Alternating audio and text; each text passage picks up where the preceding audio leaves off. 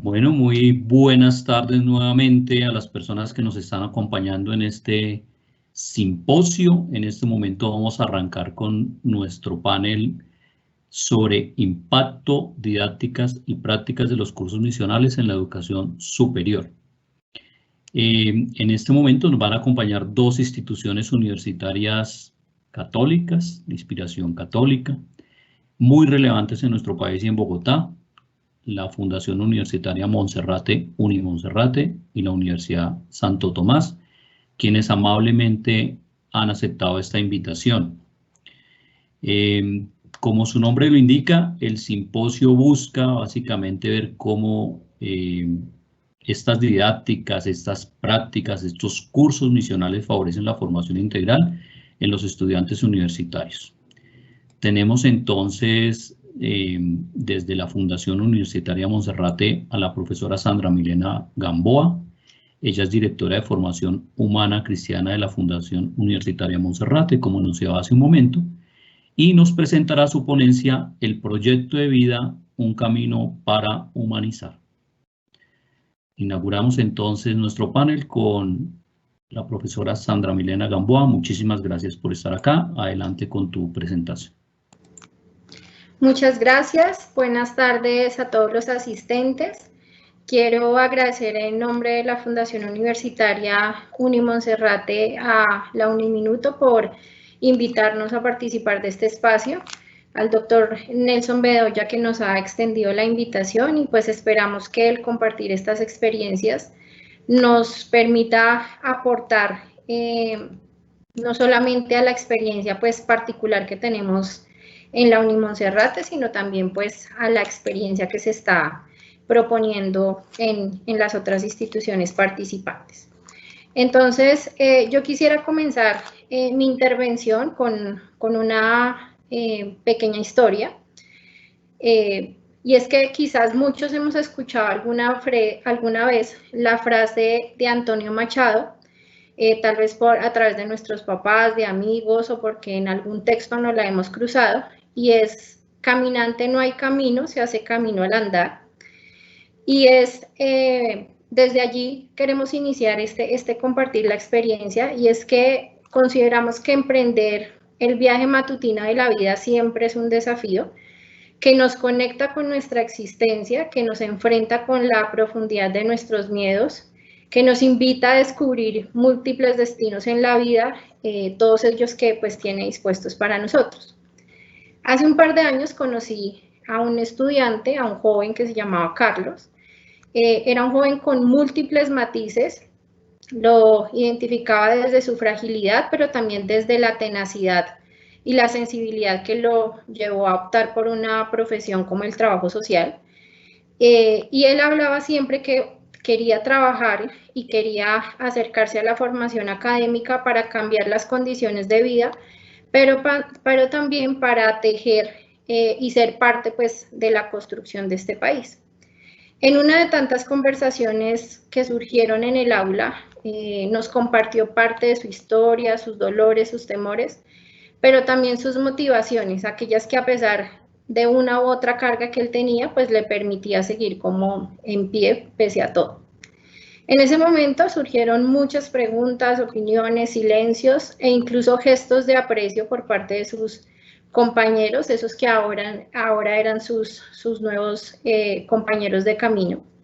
Y en ese instante cobró sentido el hablar de emprender un viaje donde se camina en ocasiones con un equipaje ligero, en otras con un tanto más pesado, con rumbos definidos, con mapas, con brújulas, o simplemente con la intuición de avanzar y conocer nuevos lugares. Esta historia, como muchas otras que escuchamos diariamente, nos permite comprender el camino humanizador del que vamos a hablar el día de hoy es un camino pensado como posibilidad, como reto, como aprendizaje, aquel que permite avanzar, pero también el que en ciertos momentos obliga a detenerse para que podamos descansar. Un camino en el que en ocasiones es necesario recorrer a solas, pero en otros que se disfruta con la compañía de los demás. Entonces, Esta tarde queremos compartirles un poco cuáles son esos sentidos y esa pedagogía que nosotros trabajamos desde el proyecto de vida. Y desde ahí, cómo hemos venido aproximándonos pues, a ese propósito que tenemos en la Fundación Universitaria Unimonserrate. Entonces, desde ahí, la propuesta formativa de la Unimonserrate tiene como núcleo en su proyecto educativo institucional proponer experiencias que le permitan al ser humano desarrollarse plenamente desde la vivencia de su libertad, esa que le permite tener un acercamiento a la realidad, humanizando su propio mundo, pero también permitiéndole construir cultura y transformar su historia y la de otros. Entonces, a partir de esto, nosotros hemos trabajado y hemos buscado que para alcanzar ese propósito es necesario, como unidad de formación humano-cristiana, articularnos con el proyecto educativo del sistema de la Arquidiócesis de Bogotá, del cual nosotros hacemos parte, y el cual plantea una iniciativa y una propuesta educadora y evangelizadora que da lugar a la formación integral a través de la construcción y consolidación del proyecto de vida que se reconoce desde la óptica del desarrollo humano, surge como respuesta a las dinámicas vitales que encontramos y a ese acercamiento a los estudiantes, donde buscamos desarrollar esos procesos a nivel social, a nivel ecológico, a nivel espiritual, y desde allí se enfocan pues todas las acciones en esa búsqueda de la excelencia en esa formación integral del sujeto. Este quizás para nosotros es un desafío que hemos asumido como institución católica, porque adicional a ser una institución de educación superior, pues tenemos ese componente que nos diferencia, y es hablar de cómo nos configuramos como un escenario que nos permita ofrecer un ambiente en donde las personas realmente se formen de forma integral y donde nosotros podamos ser partícipes de esos procesos en los que se encuentran los jóvenes frente a toda la formación de esos criterios de juicios, a la determinación de los valores que son determinantes en ese proceso educativo, en el reconocimiento de esos puntos de interés, en la configuración de esas líneas de pensamiento que también están adoptando a partir del acercamiento a las disciplinas, pero también en el proceso mismo que se va dando. Y desde ahí, cómo nosotros contribuimos también para tejer unas relaciones interpersonales que constituyen y vivifican realmente toda la experiencia y toda la naturaleza como comunidad educativa, pues en este ámbito de la educación superior. Entonces, a partir de ahí, desde la orientación humanista que tenemos como institución, se propone una metodología que favorece el desarrollo de las diferentes dimensiones a través del reconocimiento de las potencialidades y de las particularidades que tienen nuestros jóvenes, a partir del reconocimiento también de esa amplia diversidad cultural con la que nos encontramos, de los diferentes, de esas formas particulares y esas perspectivas de vida que son pues muy concretas con ellos y que confluyen pues al interior de ese ambiente universitario. Entonces buscamos también construir un ámbito educativo que centre ese proceso de humanización, que le dé vida y que obviamente permita que entre en diálogo con esa realidad compleja, que aborda pues todos esos procesos que implican ejercicios de interlocución, de valoración, de respeto, de negociación y de concertación, de tal manera que este proceso donde participan estudiantes, docentes, administrativos, pues sea algo donde realmente tenga sentido y se fundamente pues esa experiencia educativa. A partir de esto, digamos que para nosotros ha implicado también tener una mirada y una aproximación distinta con los estudiantes. Es decir, que esas personas que llegan a nuestras aulas de clase nos plantean la necesidad de estar en una actitud en salida al encuentro con el otro, en una actitud de acogida, de acompañamiento, de guía, de escucha atenta, pero también en una postura de aprendizaje y de permitirnos pues interpelar por todo eso que ocurre dentro de ese ambiente universitario. Por esta razón, hemos buscado también generar espacios y estrategias y articular otros escenarios dentro de la universidad que den lugar a que nuestros jóvenes tengan la oportunidad de verbalizar qué es eso que sienten, eso que les preocupa, que sepan cómo poder gestionar y enfrentarse a esas decepciones o a esas situaciones particulares que ellos en su cotidianidad enfrentan, que aprendan a pedir ayuda y que sepan que a través de las redes de apoyo pueden encontrar otras posibilidades y que en ese ejercicio de interlocución encontremos también unas formas de socializar respetuosa y responsablemente con los otros. Creemos que no solamente basta hablar de empatía o de alteridad si esto no es algo que atraviesa las relaciones y los procesos mismos que ocurren dentro del ambiente universitario. Entonces, a partir de eso, la pregunta es cómo desarrollamos esa propuesta formativa, en dónde están puestos los acentos. Y aquí nosotros consideramos que el proyecto de vida ha implicado reconocer a los estudiantes también desde esa diversidad, desde esa particularidad, entendiendo que están en un proceso de continua reconstrucción, que es un acto permanente, que exige un acercamiento y un diálogo con el contexto pues del cual somos parte y que implica también no solamente un diálogo, sino una acción frente a eso que está ocurriendo en nuestra sociedad. Desde ahí consideramos que el desarrollo, como lo menciona el proyecto educativo del sistema, que también es nuestro referente, se entiende como un proceso continuo, que es abierto, que es consciente, que es libre, que es participativo, y desde ahí buscamos obviamente que ese desarrollo armónico de todas las dimensiones que se proponen, pues realmente pueda llevarse a cabo. En este sentido, el diálogo con la realidad social es fundamental para nosotros y está planteado desde una perspectiva ética que posibilita pues a quienes se forman dentro de nuestra institución integrarse, leer esa realidad social, ubicarse también desde diferentes perspectivas para hacer esa lectura, donde le permita no solamente hacer un ejercicio reflexivo, sino también pues ejercer una acción al respecto. Todo esto lo conseguimos un poco desde el sentido, y es que entendemos que la universidad debe pasar de ser un laboratorio de trabajadores especializados para convertirse realmente en un ambiente que contribuye con el desarrollo de ciudadanos y profesionales que se comprometen de manera real con el contexto, no solamente el que es más cercano a ellos, sino pues con otros escenarios donde puede de una u otra forma incidir.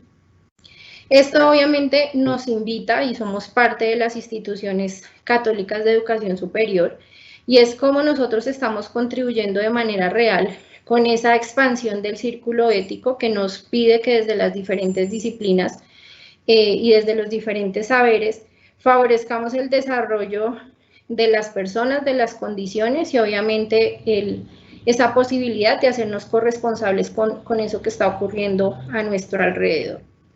Entonces, a partir de eso, es necesario reconocer que la manera como nosotros pretendemos como llevar a cabo esos propósitos que nos hemos planteado desde la misionalidad y desde la cátedra que nosotros desarrollamos, y es que eso nos ha dado la tarea de que nosotros como docentes, como institución y como sistema educativo, empecemos a pensarnos mucho mejor los espacios que estamos proponiendo, buscando también que la cátedra institucional deje de ser como un espacio muerto, que no trasciende, que no tiene incidencia, que en ocasiones se responde o se da desde un requisito y que es mal llamado el relleno en muchos casos por los estudiantes. Entonces, desde ahí ha surgido el interés de entrar a profundizar en ese aspecto, y es buscando que sea una experiencia que dé sentido, que sea significativa y pues que vaya acorde con eso que nosotros pretendemos lograr desde el proyecto de vida.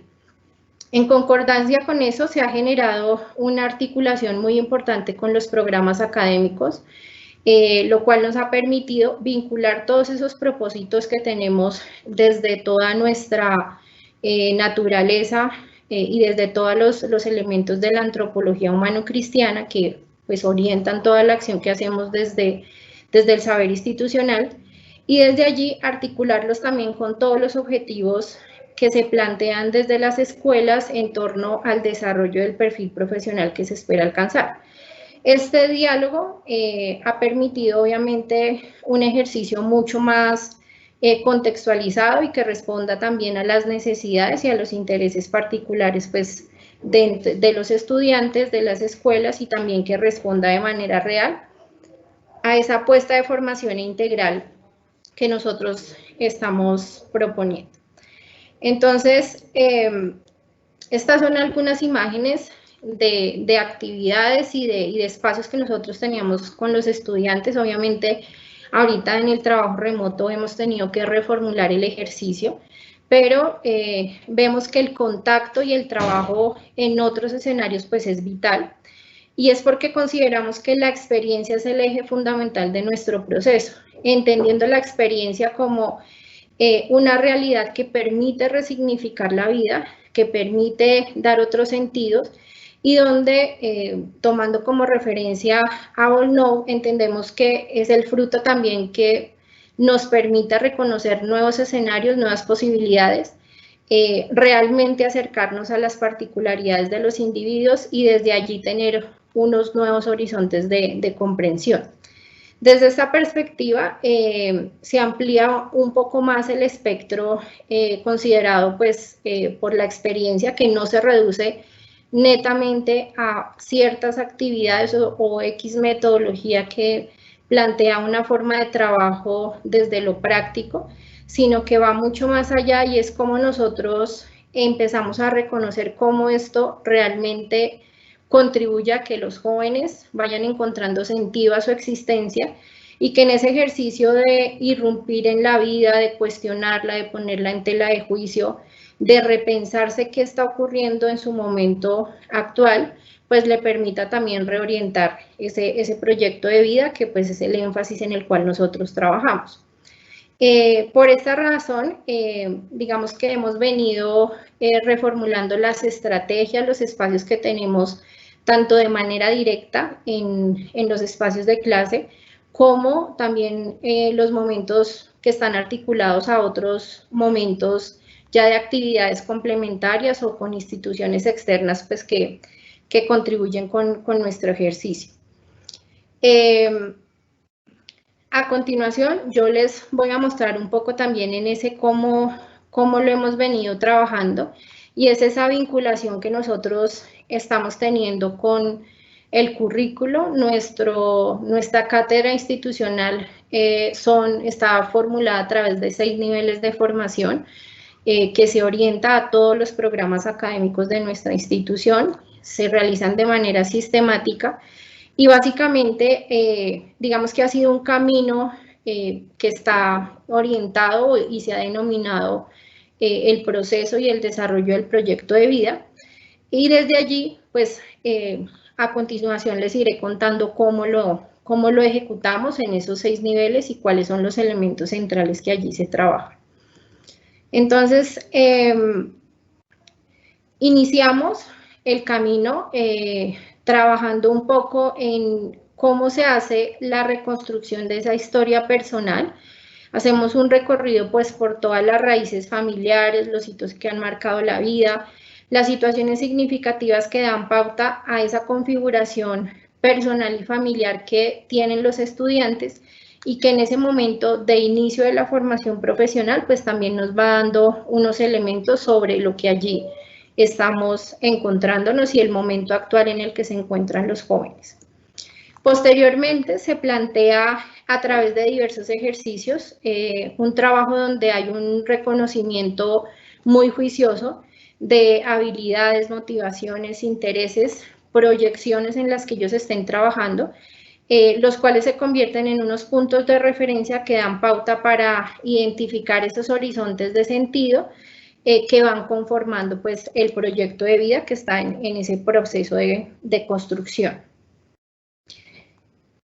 Desde la pedagogía del encuentro y el cuidado que se adoptan como elementos articuladores en nuestro proceso, se considera necesario en un tercer momento brindar herramientas ya de manera muy concreta sobre cómo ellos pueden materializar esos propósitos que han ido descubriendo. Para esto se requiere potenciar pues todo el trabajo que se refiere a las redes de apoyo, a la activación que ellos pueden hacer, al reconocimiento de sus recursos personales, pero también a la posibilidad de encontrar, no solamente en los escenarios brindados por la universidad, sino en escenarios como su familia o sus redes más cercanas, pues oportunidades para materializar estos propósitos. Desde allí, y como parte de ese recorrido y ese camino que vamos haciendo, en este punto digamos que se hace un énfasis importante en cómo comprender, cómo identificar aquellas estrategias que les permitan continuar en el camino y no abandonar pues el proceso, que también en términos de permanencia vemos que en ocasiones en esta parte es donde hay mucho más abandono de la continuidad académica, entonces también desde ahí apoyamos este ejercicio. Obviamente, cuando nosotros hablamos que para llevar a cabo como todo este proceso que venimos desarrollando, es necesario acercarse de manera intencionada al ámbito comunitario. Entonces, ese elemento de contexto nos permite obviamente que el estudiante se cuestione sobre la manera como puede involucrarse de forma activa, de forma concreta, con la transformación de la realidad social, que es un elemento que claramente nosotros queremos trabajar.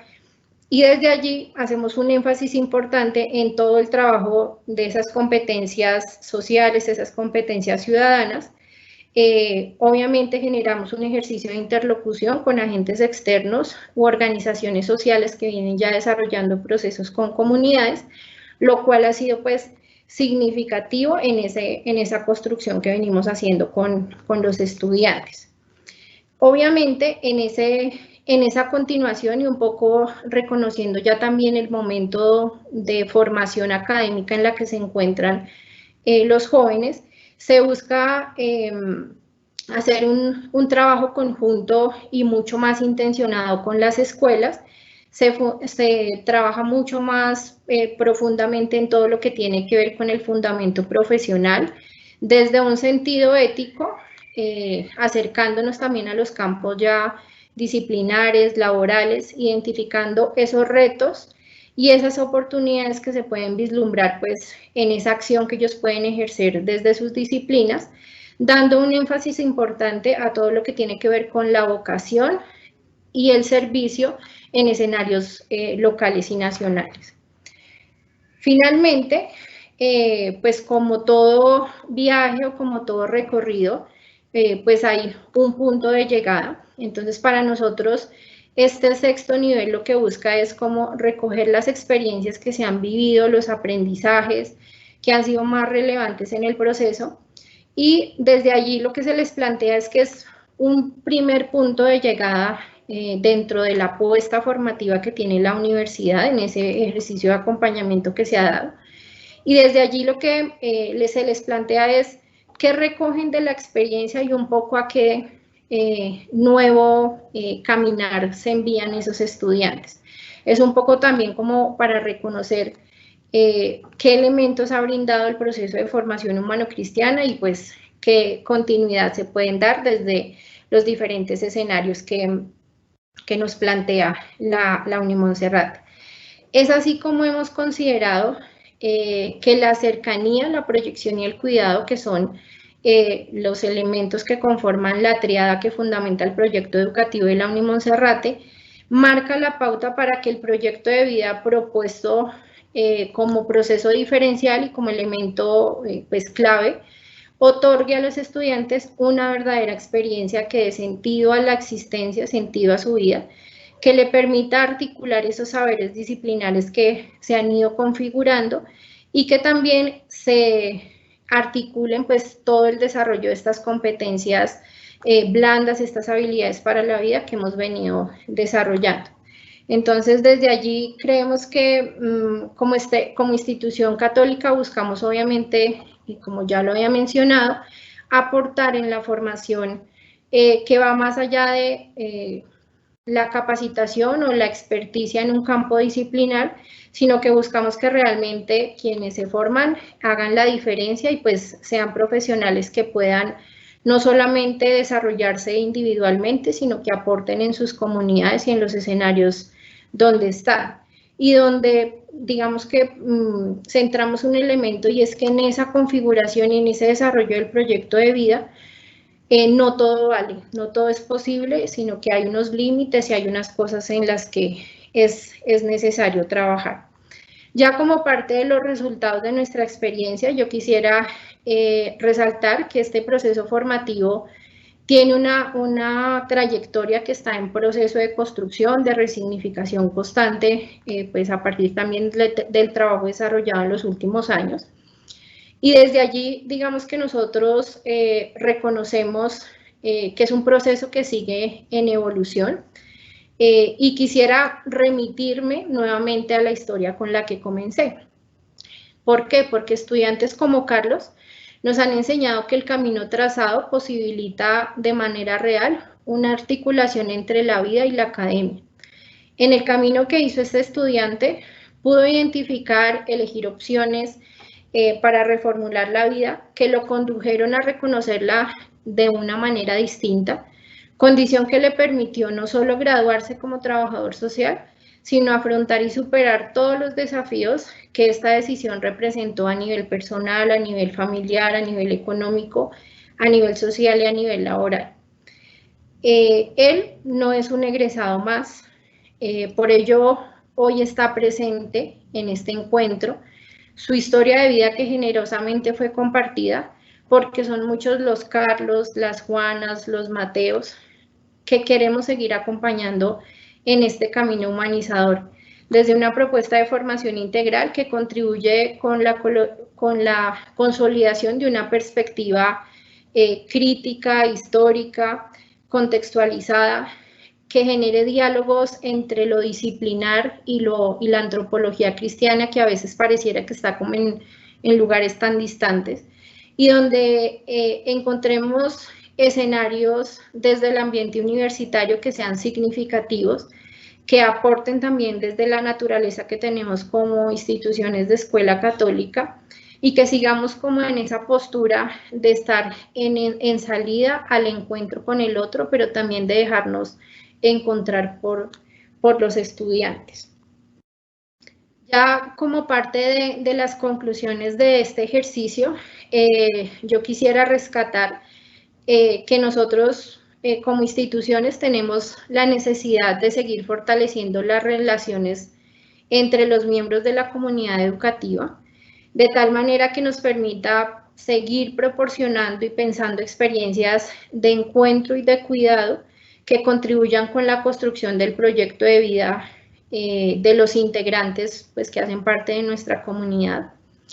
Que es importante articular los propósitos de la formación humano-cristiana con los objetivos planteados por los programas académicos, que estemos mucho más en diálogo y en cercanía, porque esto obviamente nos permite enriquecer de manera real esa formación y ese perfil profesional que se espera alcanzar en los estudiantes. Tercero, valorar y dar sentido a ese acercamiento que tenemos con los estudiantes a esa realidad social que no solamente transforma la historia individual y personal, sino que también contribuye con el desarrollo de condiciones que impacten la historia de otras personas. Creemos que evidentemente tenemos que trascender a ese ejercicio de lo colectivo, lo cooperativo, donde pues desde los escenarios en donde nos encontremos pues podamos aportar. Asimismo, creemos que es necesario seguir planteando, pensando, evolucionando en cómo nuestros ambientes de aprendizaje realmente están en función y están en una pedagogía de salida, de acogida y de escucha. y reconocer finalmente que el alcance formativo posibilita también la construcción de herramientas para quienes en este proceso educativo nos encontramos, y la idea es que ellos puedan identificar con qué cuentan, cómo pueden resolver esas situaciones que les plantea la vida cotidiana, no solamente a nivel individual, sino en sus escenarios académicos, laborales, profesionales, y que esto evidentemente nos dé cuenta de estos procesos que hemos venido trabajando para fortalecer pues esas competencias en su autonomía, en la toma de decisiones responsables, en la forma de resolver adecuadamente los conflictos y en trabajar y construir con los otros. Creemos que ese es un elemento muy importante. Con esto quisiera terminar mi intervención, y es que el reto de educar desde una perspectiva humanizadora continúa, es mucho mayor y creo que es mucho más retador en estos momentos, pues que tenemos estas mediaciones tecnológicas, que encontramos de manera real todas las dificultades económicas, la crisis social que nos está pues atravesando en este momento, toda la ruptura relacional que estamos viviendo como país, y creo que esto es un desafío, pero también es un aliento para seguir aportándole a esta formación humanizadora. Y desde allí es comprender que humanizar en medio de una crisis como la nuestra nos permite y nos anima a seguir asumiendo como institución de educación superior la posibilidad de ser un escenario que construye país, que le aporta por unas relaciones que sean mucho más cercanas, donde hay un reconocimiento por la diversidad y donde aportemos de una u otra forma para hacer de este un país más justo, más equitativo, más diverso, donde haya un lugar para todos. Entonces quisiera cerrar con esta frase, y es que no estoy en el mundo simplemente para adaptarme a él, sino para transformarlo. Y creemos que, como nos lo plantea Paulo Freire, es la tarea que tenemos como instituciones, como profesionales y pues como ciudadanos y personas capaces de actuar en el mundo. Agradezco mucho el espacio, y esto era lo que les queríamos compartir esta tarde de la experiencia de la Fundación Universitaria Unimonserrate. Perfecto, Sandra. Muchísimas gracias por estar aquí con nosotros, por compartir estas experiencias. Yo quiero destacar 3 aspectos. El primero, nos presentas una ponencia basada en una historia de vida, que es muy coherente con lo que nos estás presentando, el proyecto de vida. Hablando de tus estudiantes, cierras hablando de tus estudiantes. Ese es un primer punto que me parece que es clave para las personas que estamos en estos temas de cátedra misional. Ya nuestro anterior ponente, el rector de la Universidad de La Salle de México, nos habla de la importancia de las personas y la importancia del compromiso del educador. Un segundo elemento que yo destaco es el tema de la transformación. Ahí es donde hay precisamente unidad entre estas instituciones que tenemos inspiración católica, y creemos que una de nuestras tareas es trabajar por la transformación del país, por la transformación del mundo. El padre Rafael García Herrero ya lo decía y hablaba también de autotransformación. De nada sirve si las personas que pasan por nosotros no mejoran en sí mismas, no se transforman y no ayudamos a transformar o mejorar un poquito el mundo donde estamos. Y otro tema que quería también, otra idea que quisiera rescatar en este momento, antes de dar paso a nuestra siguiente ponencia, es esa relación profunda con el PEI, el proyecto de vida como ese elemento que está en el ethos, en la razón de ser de Unimonserrate. Tú mencionabas varios aspectos, pero esa idea de ayudar a formar personas conscientes, libres, armónicas, y un poco con la idea final también que dialoguen con la realidad.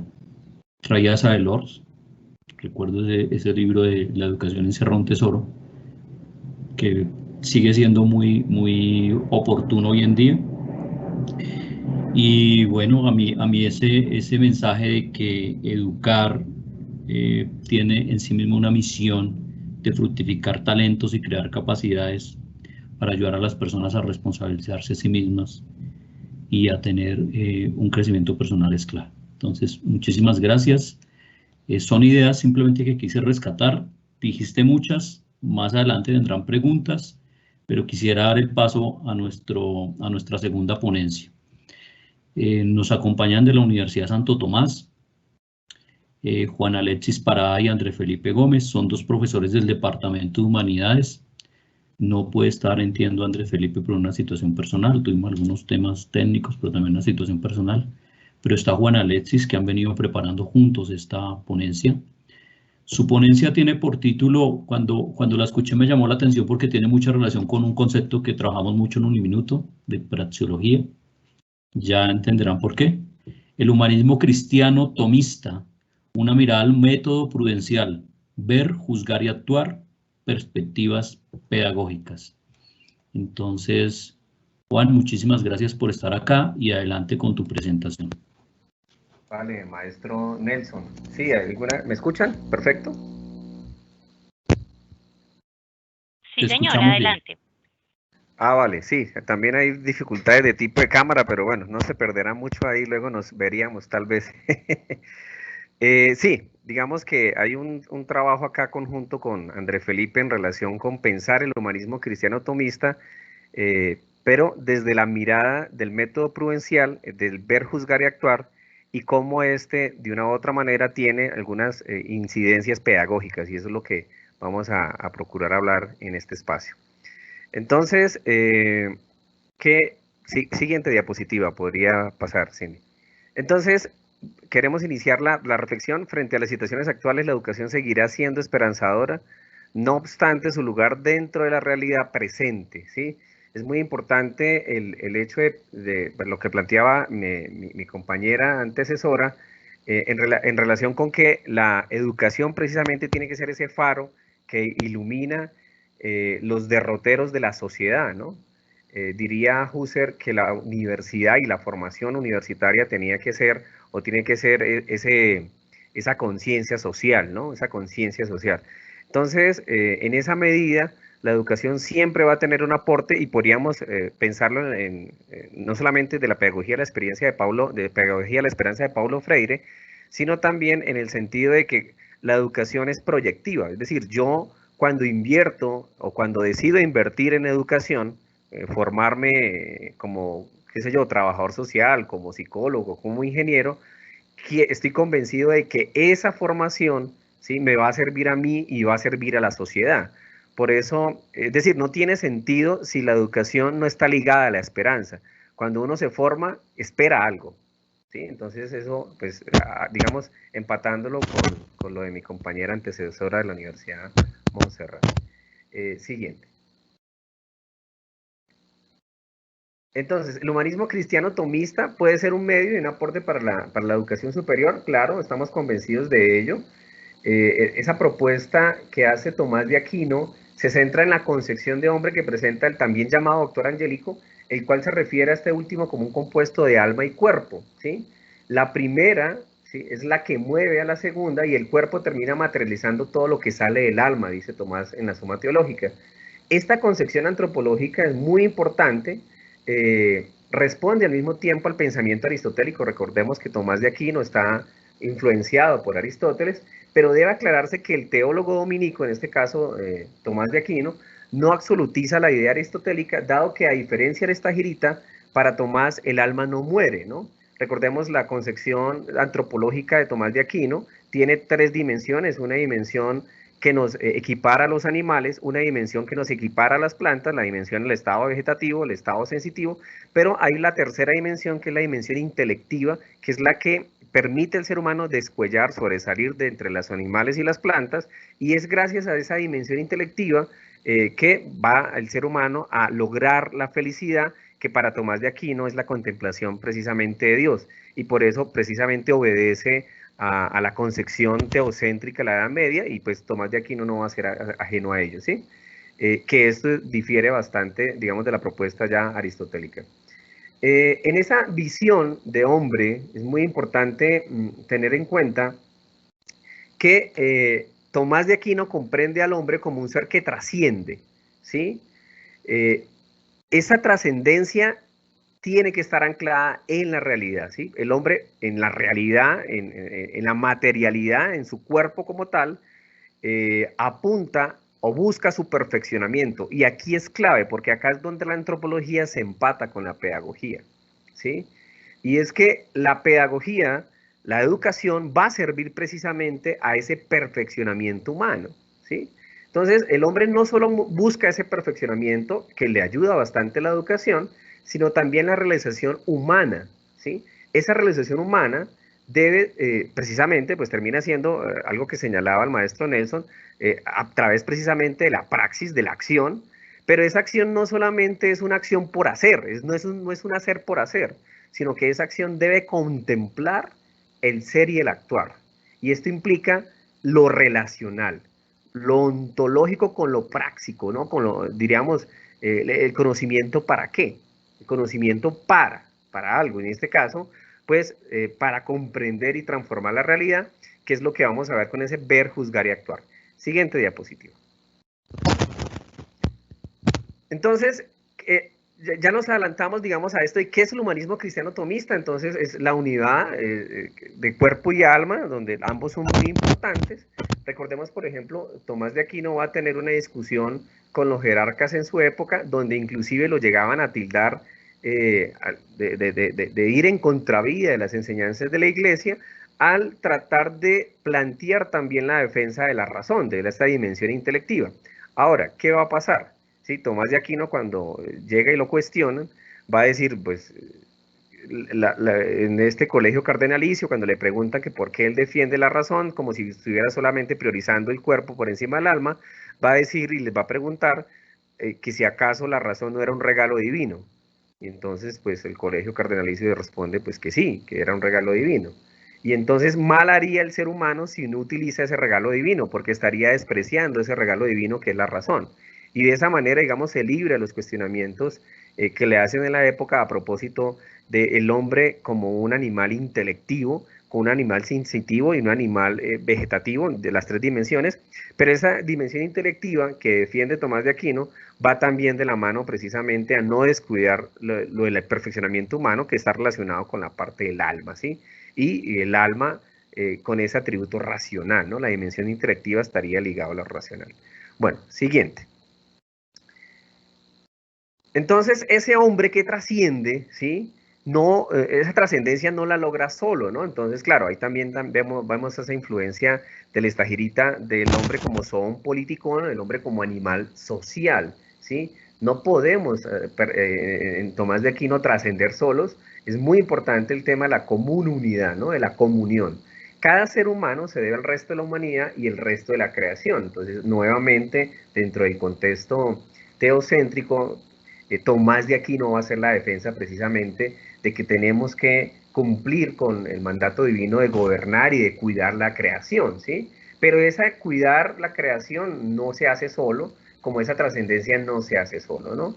Su grado de perfectibilidad le hace responsable de todas las demás criaturas, precisamente por esa dimensión intelectiva, pero no amo de ellas, y aquí se hace la claridad, porque después, mucho tiempo después, 3, 4 siglos después, se va a dar cabida a lo que conocemos en la actualidad con el nombre de razón instrumental, y en esa medida, pues al enseñorearnos de tener esa dimensión intelectiva, lo que hace el ser humano en cierta medida es supeditar a los demás, y pues nos ha llevado a la reflexión que tenemos en la actualidad de pensarnos que estamos acabando con nuestra casa común, diría el Papa Francisco, entre otras cosas porque hay una especie de soberbia racional allí, ¿sí? Bueno, siguiente.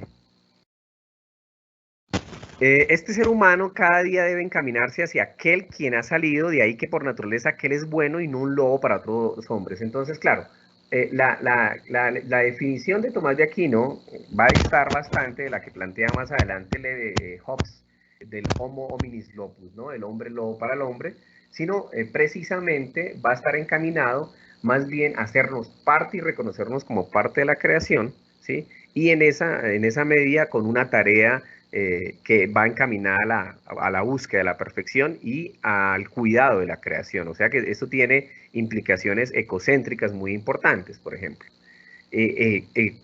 Características que se deben recuperar desde la reflexión pedagógica. Siguiente.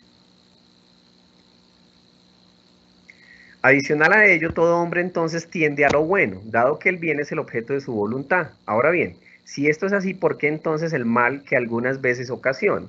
¿Sí? Entonces, claro, derivamos, digamos, de la creación divina como tal, ¿sí? Y pues Dios es bueno, el sumo bien, y entonces viene la gran pregunta acá y es, ¿y entonces por qué hacemos conductas indebidas? ¿Por qué actuamos mal, no? Y entonces viene todo el tema del libre albedrío. Y es decir, nos da la libertad, y en la libertad ligado el tema de la voluntad, el tema del querer, ¿sí?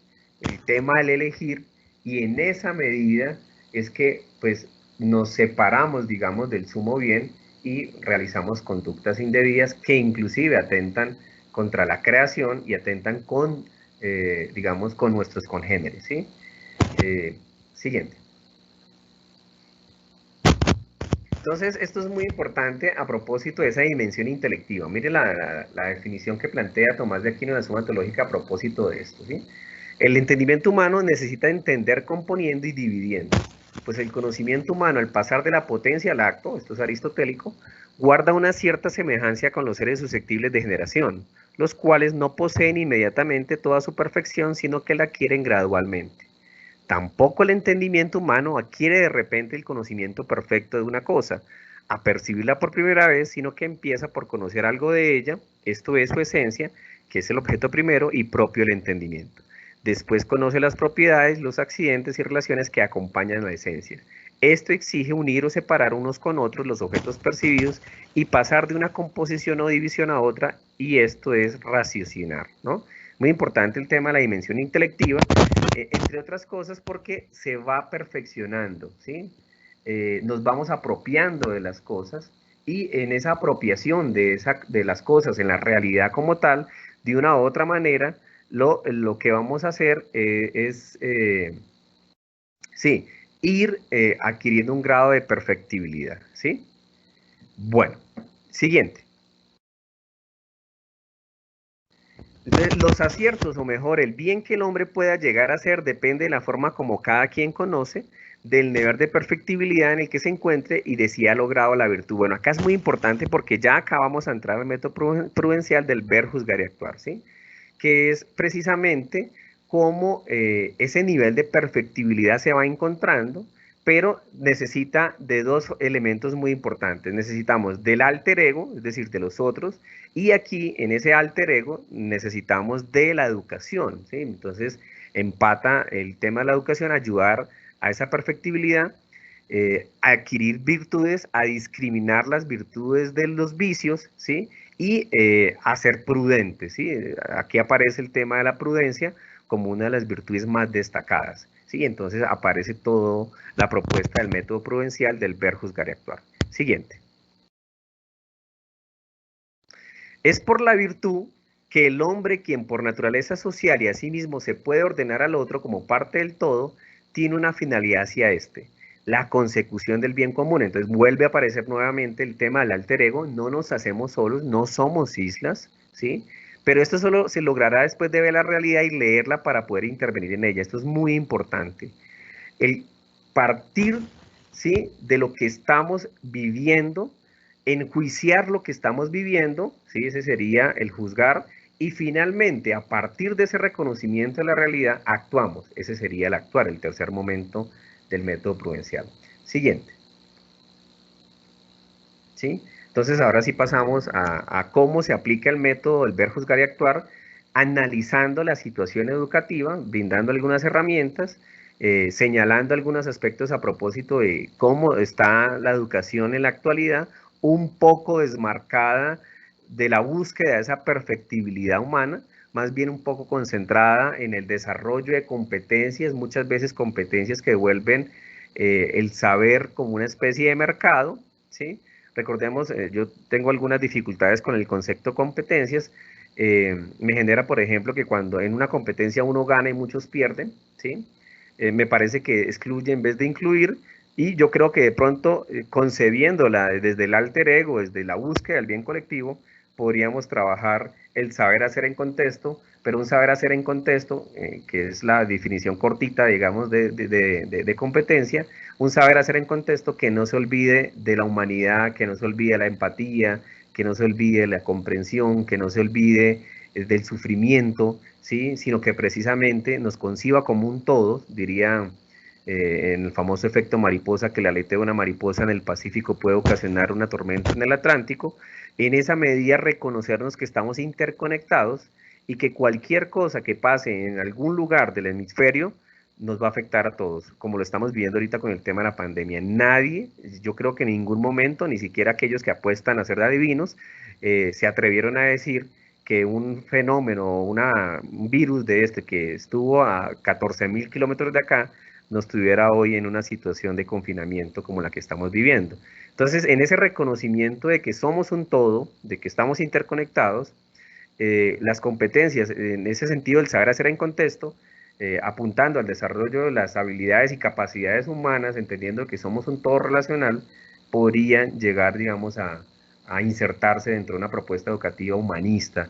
De lo contrario, van a seguir excluyendo. Siguiente. Entonces, ese método prudencial se erige como un camino de comprensión de la realidad. Entonces, acá aparece nuevamente Tomás, tenemos que ir a la realidad. Recordemos que Tomás de Aquino va a influir en parte en la visión de Husserl, en la fenomenología de ir a las cosas mismas. Tomás de Aquino no lo planteaba así como lo planteó Husserl. Algunos hablan de que Tomás de Aquino termina siendo el abuelo intelectual de Husserl. Pero Tomás de Aquino ya había hablado, no de ir a las cosas mismas, pero sí ir a la realidad.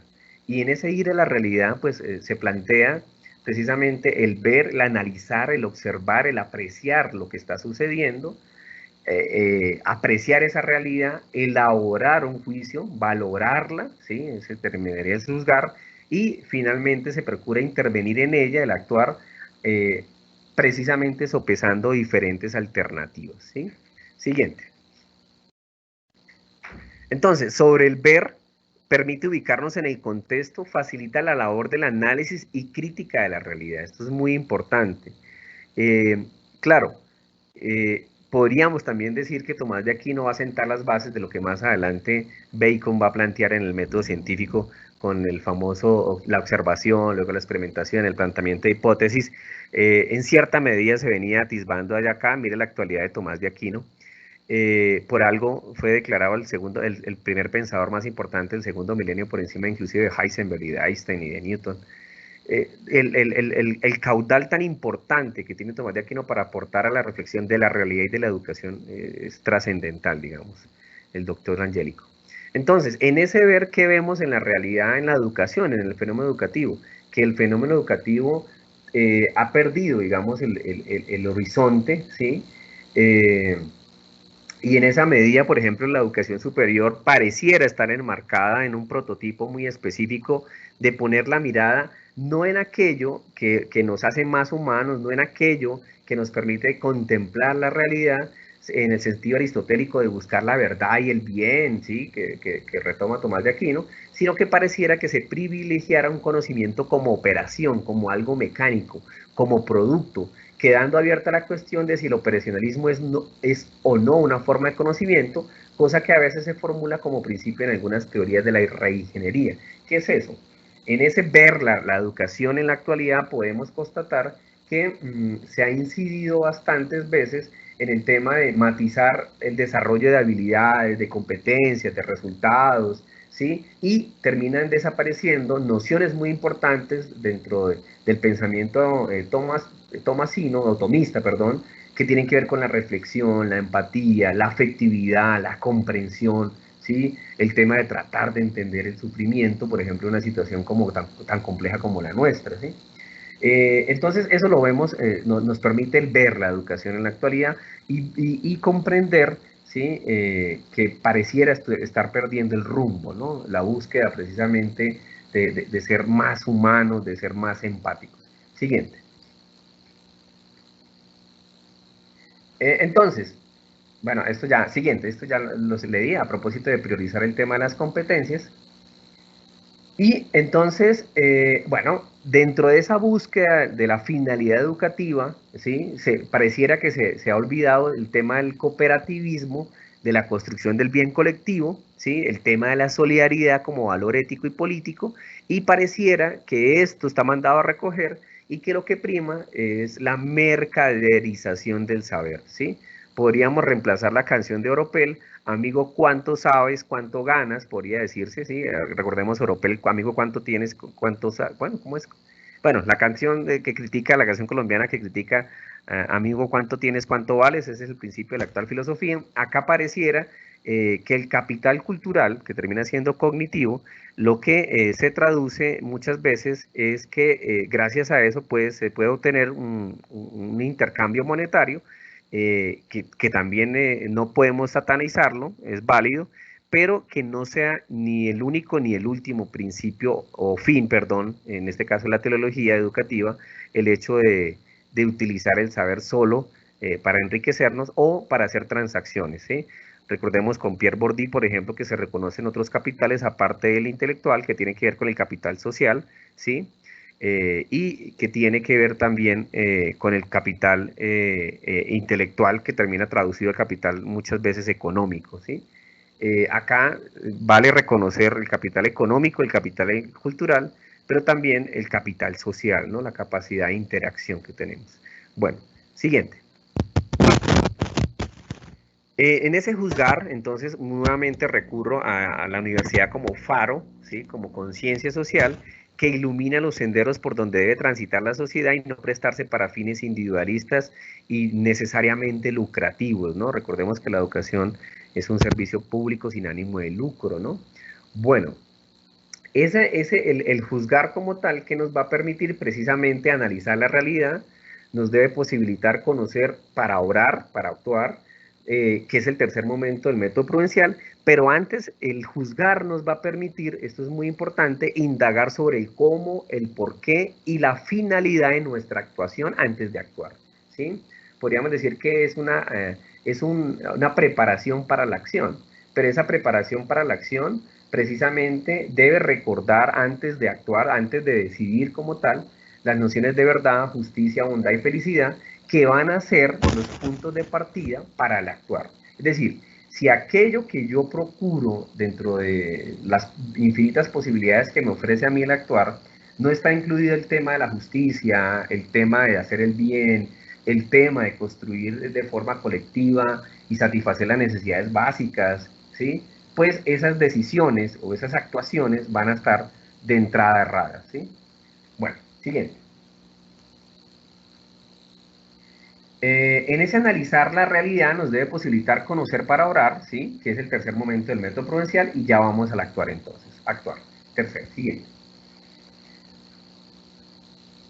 Entonces, en este actuar es muy importante porque ya el juzgar y el observar, el ver, nos han brindado un variopinto de posibilidades teniendo en cuenta un tamiz. ¿Cuál va a ser el tamiz? Pues que nuestras actuaciones estén encaminadas a promover la justicia, a la empatía, a la felicidad, a la solidaridad, a la cooperación, ¿sí? Y pues en el tema del actuar, pues ya pasamos precisamente con ese tamiz, a elegir nuestras acciones, es decir, hacia dónde vamos, a enrutarnos, ¿sí? Entonces, el actuar, este tercer momento del método prudencial, finiquita el camino prudencial, el camino de la búsqueda, digamos, de ni pecar por exceso, ni pecar por defecto, ¿sí? De la búsqueda del equilibrio, de la búsqueda de ser ecuánimes, ¿sí? Ni tanto que me digan payaso, ni tanto que me digan ogro, ¿no? En Colombia tenemos una frase muy simpática, un refrán muy simpático que trata de resumir eso, y es que ni tanto que queme al santo, ni tampoco que no le alumbre, ¿no? Entonces, en esa dimensión del actuar, ya pasado por el tamiz del juicio, elaborando un juicio, ¿sí? Entonces, ya hemos pasado por el análisis de los problemas, es muy importante buscar la solución de los mismos. Y esa búsqueda de la solución tiene que ver con este actuar. Se cuestiona la realidad, se problematiza la realidad, se buscan argumentos que expliquen la realidad para proceder a intervenirla. Esa intervención es muy importante y está en este tercer momento de la acción.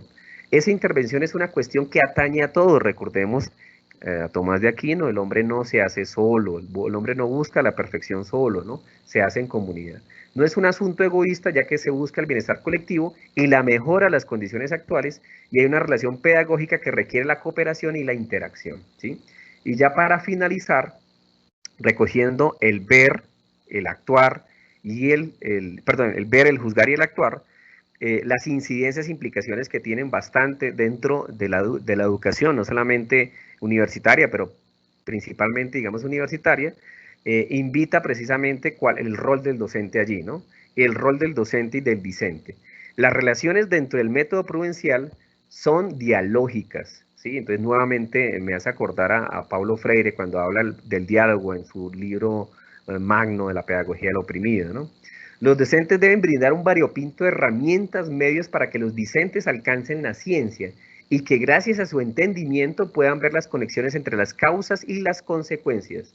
El método prudencial permite promover una epistemología al servicio de la vida, donde la capacidad de asombro, la curiosidad y el deseo de buscar la verdad terminan constituyéndose en nervios basilares para cristalizar el bien y la felicidad humana, propósitos de la educación. Listo, con esto cierro. Muchas gracias, muy amables por el espacio. Muchas gracias a ti, profesor Juan Alexis. Siempre volver sobre los clásicos, y en este caso sobre Santo Tomás, va a ser un elixir de sabiduría. Creo que nos dejas muchísimos elementos aquí para seguir reflexionando. Yo al principio, cuando ibas a arrancar, decía que hay cierta relación. Yo creo que la identificamos claramente. Juan Alexis nos presenta el método prudencial. En un minuto hablamos del enfoque praxeológico. Le agregamos un último componente que es de evolución creativa. No voy a hacer una referencia ni me faltaba. Quiero resaltar esa relación y esa mirada desde el método prudencial de Tomás que podría aportar a ese enfoque praxeológico nuestro.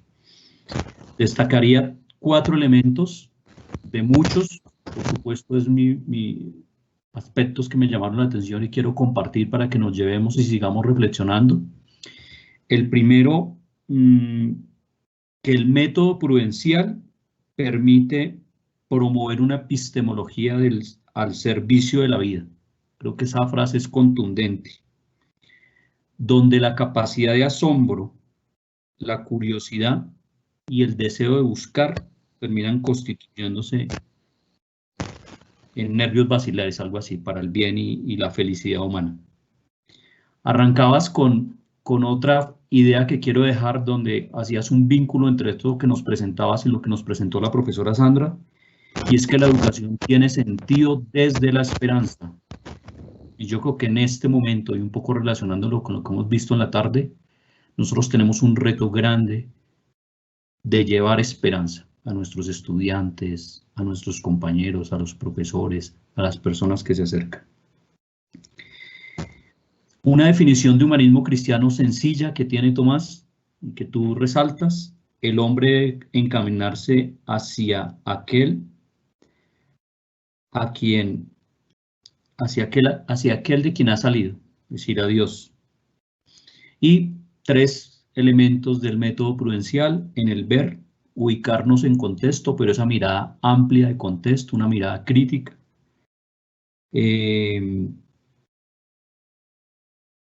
Desde el juzgar, pensar esa teleología educativa, esos fines últimos que nos invita a cooperar. La universidad debe ser faro, y aquí vemos otra relación importante.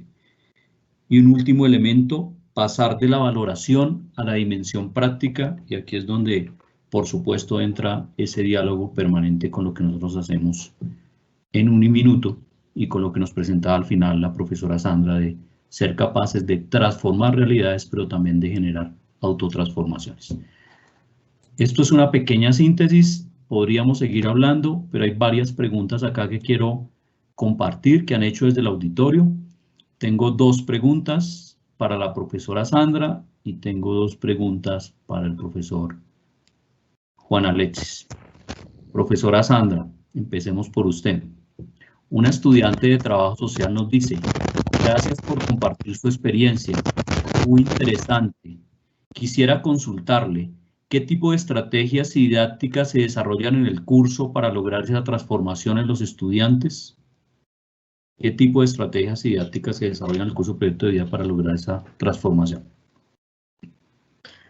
Bueno, pues básicamente nosotros tenemos una metodología que aplica para los 6 niveles y es tener 3 momentos durante el proceso de formación. Un primer momento que tiene que ver con toda la contextualización, dependiendo del énfasis que se está trabajando, porque cada uno de los 6 niveles tiene un énfasis particular, tal como de manera general se los quise compartir en la presentación.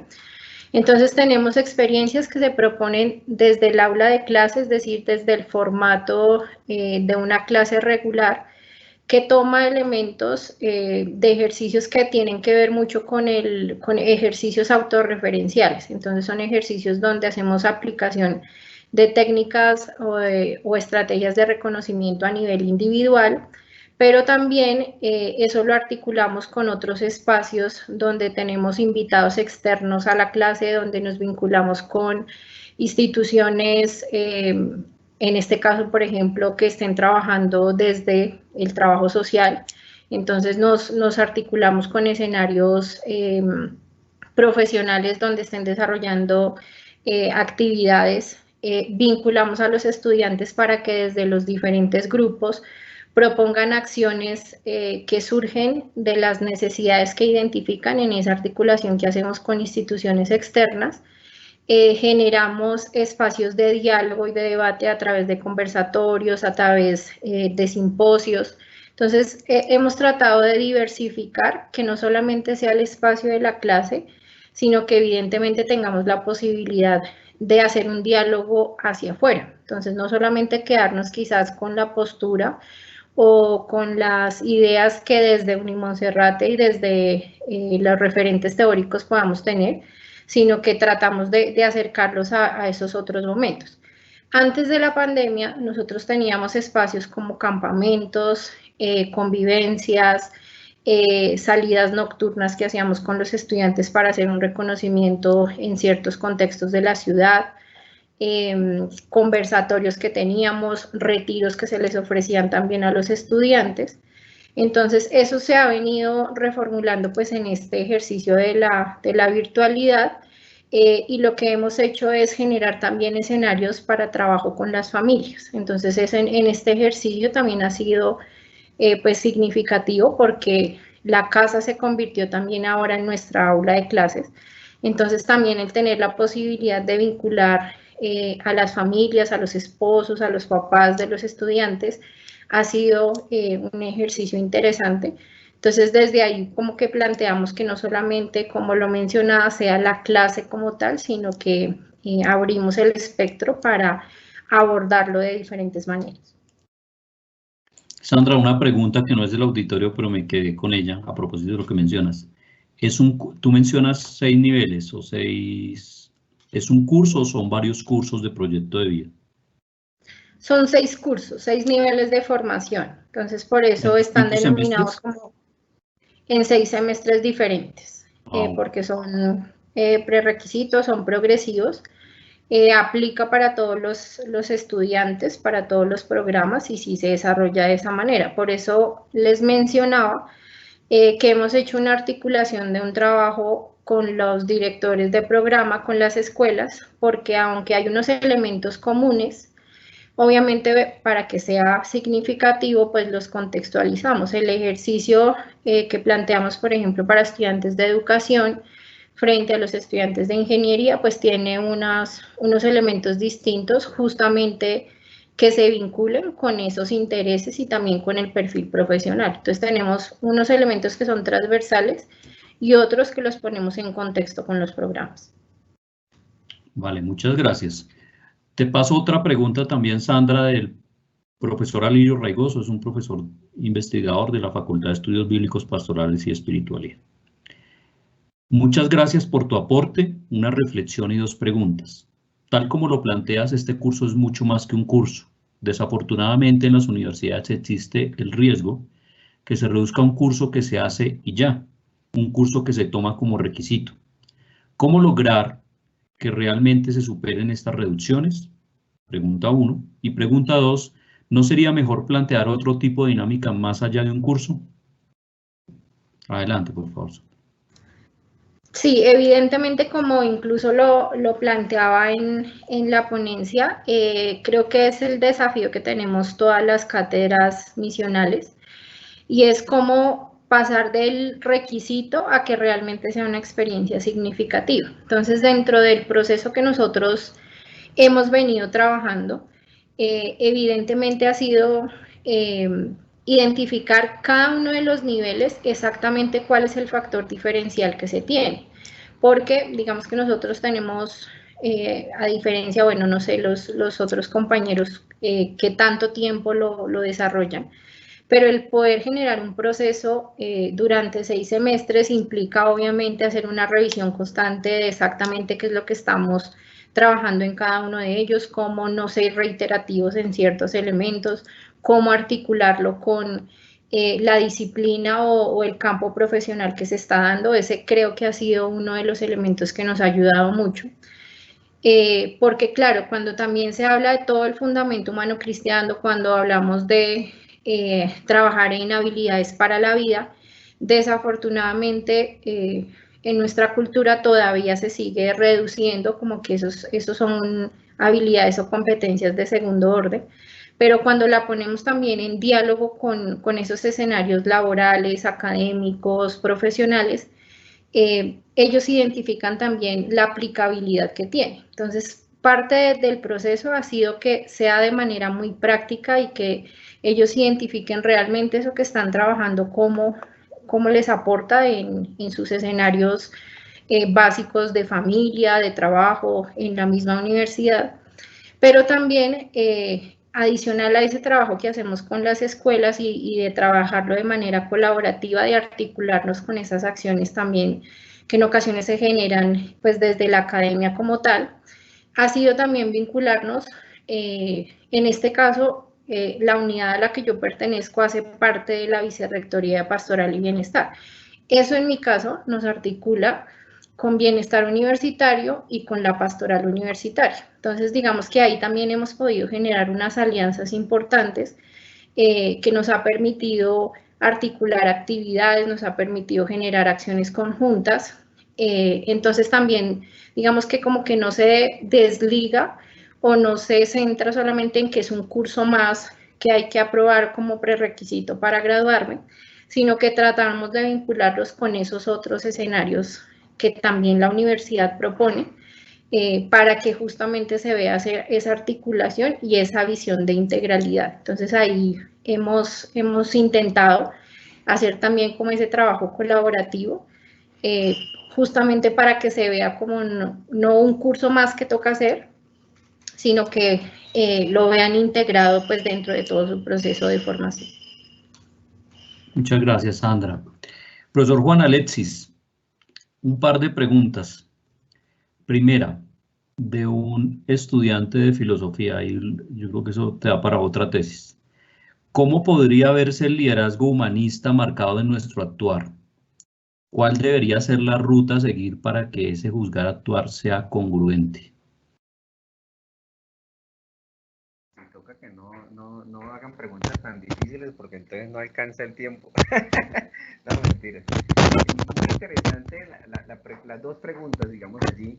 Voy a tratar de unirlas concentrándome en la segunda parte de la congruencia, la coherencia, ¿sí? No es lo mismo, y tiene que ver con el tema de liderazgo humanismo o de impronta humanista.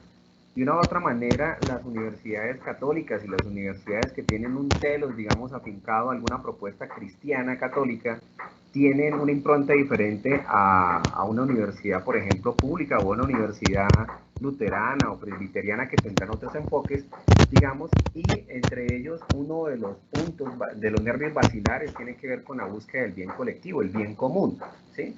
Entonces, digamos, ¿qué aporta mi carrera precisamente a esa búsqueda del bien común? ¿Sí? Y empato eso precisamente con la ruta a seguir de ese juzgar y actuar. Entonces, algunas veces, algunos me preguntan, bueno, cómo este método prudencial me ayuda a mí a tomar mejores decisiones o a actuar mejor. Sí, uno puede decir, bueno, pues uno tiene que hacerse las preguntas de rigor en ese juzgar, y es, ¿lo que yo voy a hacer es equilibrado? ¿Sí? Lo que yo voy a hacer me va a permitir sentirme bien después de que lo haga, ¿sí? Es decir, podría fácilmente actuar de manera tal que mi familia, mis hijos, mi esposa, ¿sí? Mis padres, puedan ver que esa actuación está acorde a lo que ellos me enseñaron, por ejemplo. Mi actuación no tiene que estar escondida de nada, es ecuánime, es justa. Esa actuación que yo voy a emprender promueve el bien colectivo o termina en una especie de golatría. Esa actuación que voy a hacer evita el sufrimiento, ¿sí? Promueve la empatía, trata de entender al otro, en ese sentido, es compasiva, ¿sí? Esa actuación que yo voy a hacer me permite mejorar, buscar la perfectibilidad humana, diría Tomás de Aquino, ¿sí? Entonces, si yo paso por el tamiz, en ese juzgar, en ese valorar, ¿sí? La realidad, yo creo que podríamos tener decisiones y actuaciones más ecuánimes, ¿sí? Porque estarían encaminadas a buscar la justicia, a sentirme bien, tiene que ver inclusive con la parte afectiva, porque lo afectivo nos afecta, a promover el bien colectivo, el bien común. Me faltaría otra pregunta allí, lo que yo voy a hacer, lo que voy a realizar, ayuda o aporta al cuidado de nuestra casa común, ¿sí?